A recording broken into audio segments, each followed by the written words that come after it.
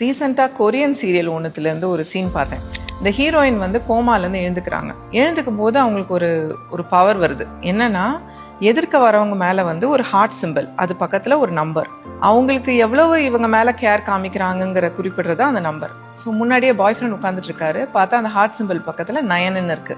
இவங்களுக்கு ஒரே சந்தோஷமாயிடுச்சு. அப்பா, என் பாய் ஃப்ரெண்ட் எவ்வளோ லவ் பண்ணுறான்னு 9 out of 10 இருக்கு அப்படின்னு. கொஞ்ச நேரம் கழிச்சு வந்து ஹை ஸ்கூலில் வந்து ஒன் சைடடாக வந்து இவங்களை லவ் பண்ண ஒரு பையன் வந்து வரான். புக்கெல்லாம் எடுத்துகிட்டு வரும்போது பார்த்தா 90 இருக்கு அந்த ஹார்ட் சிம்பிள் பக்கத்தில்.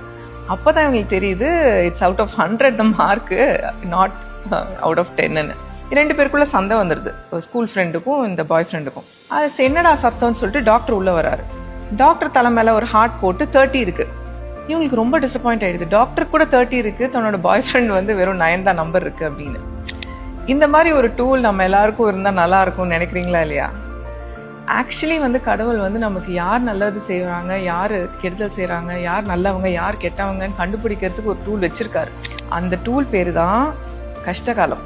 நம்ம கஷ்டகாலம் வரும்போது தான் நம்மளுக்கு யார் இருக்கா, நம்மளுக்கு எதிராக யார் இருக்கான்னு நம்மளுக்கு ஈஸியாக தெரியும். நிறைய பேரோட முகத்திரை வந்து அப்போ தான் வந்து கிழியும். கஷ்டகாலம் நம்ம எவ்வளோதான் திட்டினாலுமே அதை தாண்டி வந்ததுக்கு அப்புறம் தான் நம்மளோட ஆட்கள் யார், நமக்குன்னு யார் இருக்கா, நம்ம யாரோட ஆக்சுவலி டைம் நிறைய ஸ்பெண்ட் பண்ணணும், ப்ரையாரிட்டைஸ் பண்ணணுங்கிறது நமக்கு தெரிய வரும்.